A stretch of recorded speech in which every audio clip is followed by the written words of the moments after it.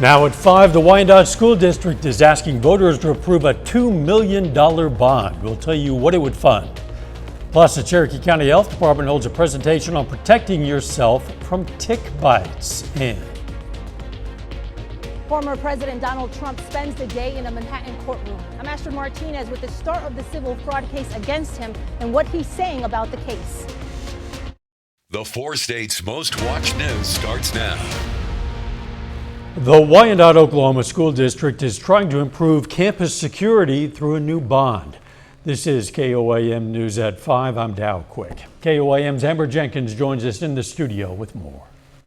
Thanks, Dow. Wyandotte schools are seeking taxpayers' approval for a new $2 million building to connect the kindergarten building and the first grade buildings. Students, most likely the younger ones, walk through this open area to get to the office, the clinic, or even the gym. School officials say this poses as a security risk due to the open space, and when the weather isn't cooperating, it's pretty difficult for the kids to walk through. This new building will not only provide shelter to the students moving from building to building, but it also adds 4 new classrooms and a set of bathrooms for the growing student body. The district superintendent says this bond is perfect timing. That bond is paid off, and so this bond will be just following. It won't cause any increase for the taxpayers. We're paying off a bond, and the bond that's coming in would be a little bit less if it passes than what it started with the last bond. The election is scheduled for next Tuesday, October 10th. Back to you, Dow. Amber, thanks. Southeast Kansas landmark Big Brutus earned some recognition on the national stage. Kansas Congressman Jake LaTurner honored Big Brutus on the House floor. It's to celebrate the 60th birthday of the massive electric coal mining shovel. It's the largest of its kind. It stands 16 stories tall, weighs 11 million pounds. It revolutionized strip mining, speeding up the process and increasing output more than any other machine at the time could match. The Cherokee County Health Department is trying to raise awareness of tick-borne diseases. The department today hosted a presentation about alpha-gal syndrome. It's a tick-borne disease that causes an allergy to red meat. Officials say the ticks will stick around until we get our first hard freeze of the year. There's a lot of people out that are enjoying the hiking and the cooler temperatures and being able to get outdoors, soccer games, various different things. This is like probably one of the most opportune times to be able to check for ticks because the ticks are still out there. There hasn't been a hard freeze or anything that kind of helps to lessen that. Tonight at 9 and 10, we're going to have more on how you can protect yourself from ticks and the impact of alpha-gal syndrome. No hard freeze in the immediate forecast. Let's check in with Chief Meteorologist Doug Heddy. No, but we are actually going to start to cool down as we go through the week, which is good. It's going to feel a little bit more like fall. Right now it's warm. We're mainly sitting mid-80s, 86 in Stockton, Miami 88, 87 in Chanute. So it is warm. We have some cumulus clouds out there, but besides that, we're mainly tracking this storm system, which is moving into the central parts of the Rockies, and that's going to change our weather up as we go through the week. Now, if you're getting outside this evening, it looks good, dropping back through the 80s into the 70s, but our changes will start to move in tomorrow. It's still going to be warm, but chances for thunderstorms tomorrow night, even some heavy amounts of rain in spots, and then we're going to cool down quite a bit behind it. I'm going to break it all down for you here in just a bit. See you soon. Former President Donald Trump appeared in a New York courtroom today to defend his company's business practices. The civil suit accuses him and his company of fraud by inflating the value of the Trump Organization properties. The frontrunner for the 2024 Republican presidential nomination calls the lawsuit another attempt at election interference. Astrid Martinez reports from outside the court in Manhattan. We're going to be here for months with a judge that already made up his mind. It's ridiculous. Former President Donald Trump slammed the civil lawsuit against him, his family, and his company as the trial got underway in a Manhattan courtroom Monday. Donald Trump and the other defendants have committed persistent and repeated fraud. New York Attorney General Letitia James brought the case, accusing Trump, his sons, and the Trump Organization of inflating the value of properties by hundreds of millions of dollars while pursuing favorable bank loans. No matter how powerful you are, no matter how much money you think you may have, no one is above the law. But Trump and his lawyers argue the disclaimers made on the financial statements make clear the values listed are just estimates. We have a clause in the contract. It's like a buyer beware clause. It says when you take a look at the financial statement, don't believe anything you read. This is up front. This trial is one of the many legal headaches for the GOP presidential frontrunner who has been indicted 4 times since March. Trump maintains he has done nothing wrong and that all these cases are politically motivated. If I weren't leading in all the polls, or if I weren't running, I wouldn't have any of these cases. I wouldn't be seeing you this morning. Prosecutors are seeking a ban on Trump doing business in New York and $250 million in penalties. Astrid Martinez, CBS News, New York. Last week, the judge in the case ruled Trump and the Trump Organization did commit fraud in their business dealings. If the ruling is upheld on appeal, it could force the business mogul to give up Trump Tower and other high-profile properties. The Supreme Court is declining to take up a case that argues former President Trump is ineligible to run again. The case was filed by a little-known Republican presidential candidate named John Anthony Castro.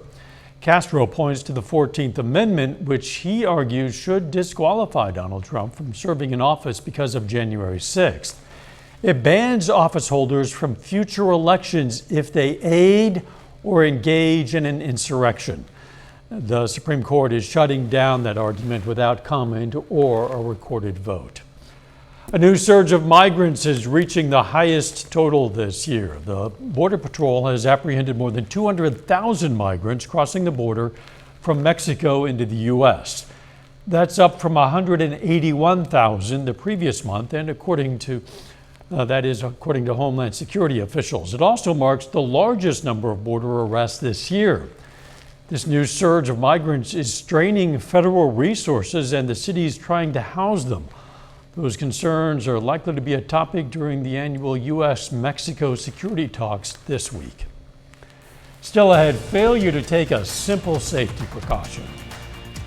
New findings on foodborne illnesses that may surprise you. I'm Michael George with what you're not doing in the kitchen that could make your family sick. Plus, what researchers discovered concerning breastfeeding and obesity later in life. Those stories next in Health Watch. Topping today's Health Watch, most young people who try to quit e-cigarettes do so on their own without getting any outside help. A study in pediatrics found nearly 2/3 of adolescents who tried to quit vaping didn't try a vaping cessation program. The study's authors say a tailored approach is best to help young people quit. Children who were breastfed are less likely to be obese as they grow older. Research presented by the European Association for the Study of Diabetes shows that babies breastfed for at least 6 months had a lower percentage of body fat at age 9 compared to children who weren't breastfed. The research also showed children who did not drink soda before 18 months had lower levels of body fat. The findings of a new study from the USDA may or might not shock you. Most people fail to properly wash their hands when prepping and cooking. Michael George has more. Breakfast is the most important meal of the day, but a new study shows Americans need a lesson on how to safely prepare it. We found some pretty shocking trends. Researchers at the USDA observed participants in a test kitchen preparing breakfast foods. Hand washing before, during, and after preparing a meal is essential to prevent the spread of bacteria. Yet 96% failed to properly wash their hands. 87% of people that participated in the study said that they washed their hands before meal preparation, but when we actually looked at what they did, only about 44% of people did. Meredith Carruthers from the USDA shows us how it's done. Wet hands with water, lather with soap, scrub hands for at least 20 seconds, rinse hands with water, and dry hands using a clean towel. The survey shows cross-contamination is more prevalent in the kitchen than we realize. About 1 in 6 people in the U.S. get sick from foodborne illnesses each year. Eggs are a breakfast staple but can have bacteria that cause illness. Nearly half of the participants did not attempt to wash their hands after cracking eggs. And another food safety misstep, 92% failed to insert a food thermometer correctly in a sausage patty. We are seeing good rates of people using a food thermometer, which is definitely improving from previous studies that we've done. But if you don't use it properly, you still might not actually tell if something's fully reached that safe internal temperature. And make sure you insert the thermometer to the center of the raw sausage patty through the side to get the most accurate reading. Michael George, CBS News, New York. Now, USDA researchers put a harmless bacteria in the sausage to test how it moved across the kitchen. They found that bacteria in the sink, on other surfaces, even in the fruit used for fruit salad, showing how widespread cross-contamination can be if you don't take those proper precautions. Getting some sunlight could help treat diabetes. A study published in Diabetologia, that is a publication, that found people exposed to natural light versus artificial light had better control of their blood sugar levels, which could help with the treatment and prevention of type 2 diabetes and obesity. Doctors say people who work in an office with little natural light should try and get outdoors as much as possible.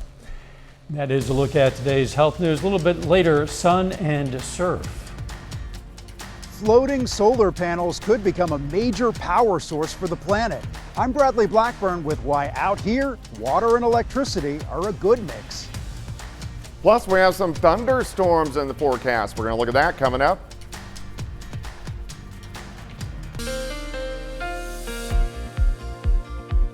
Well, it turned out to be another warm/hot day for us today. Right back up into the 80s to near 90, and that's where we've been kind of sitting for about the past week.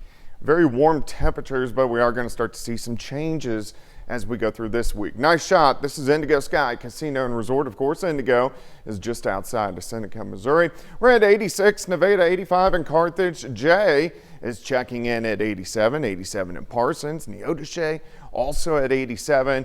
We can go outside here, 7th and Rangeline. Sitting at 85, visibility is pretty good.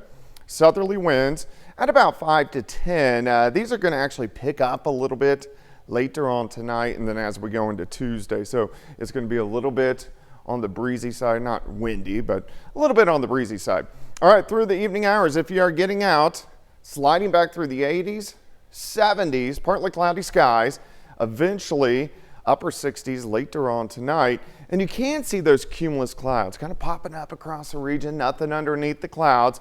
We look fine, but here's our next storm system building out toward the west. And this wave is going to head in and, change our weather up as we go through the rest of the week as it starts to head toward us. We've been dominated, big dome of high pressure over the past several days.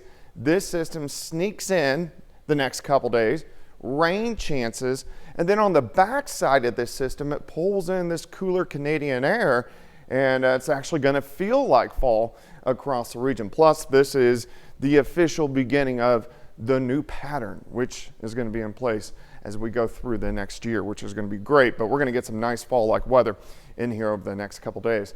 All right, let me go through time for you tonight. Few clouds working in, especially late. Here's 6 o'clock in the morning, mid-60s. As we go through the morning, we warm to near 80. By the noon hour, we're going to have mostly cloudy skies. We are going to get some sunshine, but mostly cloudy skies, and we might get a spotty shower or two try to pop up during the afternoon, but most of you will end up staying dry. Tomorrow night, thunderstorms will build out to our west. Here's 11 p.m., so kind of along the I-35 corridor, and then kind of weaken as they push in, but we are going to get scattered showers and thunderstorms after midnight tomorrow night into Wednesday morning. And then these will rotate right on through. We'll get another wave, which we'll try to work in Wednesday evening with some additional showers, even a few thunderstorms lasting into Thursday morning, and then the rain will start to push off toward the east. Day planner for you tomorrow, 66 to start, still warm, high temps right around 85. Rainfall amounts with our next couple waves. Heaviest is going to be in our southern counties, but still I think a lot of us will pick up quarter, half an inch, 3/4 of an inch of rain, which would be fantastic. And we're going to cool down. 85 tomorrow, 78 Wednesday, 76 on Thursday. Look at those overnight lows by Saturday morning, down to 41. High temps into the 60s, and then warming back up a little bit early next week. I'm loving that highs in the 60s. I know, it looks great. Thanks, Doug.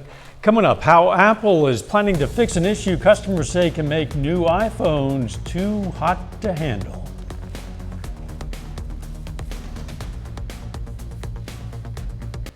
Topping today's Consumer Watch, Apple says it's working on a system update after owners have complained about the new iPhone. Customers complain the new iPhone 15 is at times too hot to handle. The company is blaming software bugs for the overheating issues. So far, no time frame has been given for the fixes, though Apple says the phone is safe to use. We all know that water and electricity don't mix, but a growing green technology floats solar panels on the surface of lakes and seas. A recent study shows it could become a significant source of energy for the planet. Bradley Blackburn shows us where it's already making a difference. In Sayreville, New Jersey, a green future is hiding in plain sight. When it was installed in 2019, this photovoltaic solar array was the largest in the country. But many residents still have no clue it's here. It's a quiet, unobtrusive way for us to generate that power. The town didn't want to cut down trees for a solar field. Ultimately, this will be drinking water. But this municipal reservoir was wide open. They're not making any more land, so let's apply it where we have the open space. The possibility arises of putting vast amounts of solar floating on calm tropical seas. Andrew Blakers studies floating solar. He says it saves land for crops or other purposes, and there are plenty of viable bodies of water to theoretically power the entire planet. The global capacity of floating solar panel systems is projected to jump 7-fold by 2030. It's already used in places like Thailand. Even the U.S. Army is installing it on bases. Solar really is the solution to climate change and will be far larger than everything else put together because its resource base is vastly larger than everything else put together.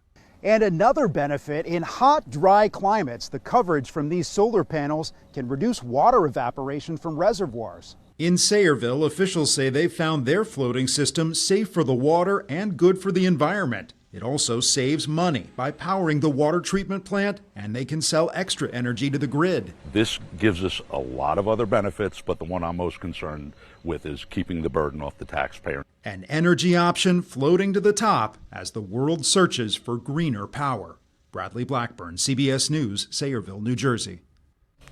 Water and land-based solar capacity is growing quickly in the U.S.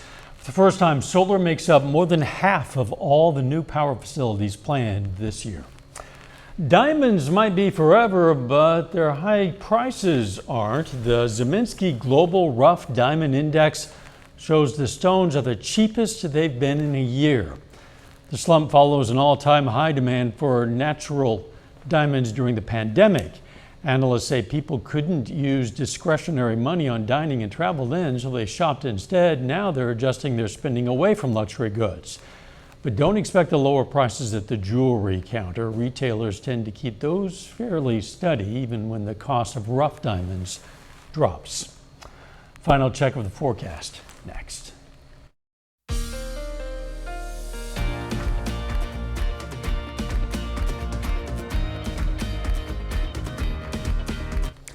Up next on the CBS Evening News, the latest on calls from some Republican members of the House to remove Kevin McCarthy as Speaker. Then on KOAM News at 6, an escaped inmate from Missouri is recaptured by the FBI. Plus, we're going to have more on that school bond voters in Wyandotte will decide next week. And a Miami High School softball standout announces her commitment to play at the Division I level. Stay with us for the CBS Evening News and then KOAM News at 6.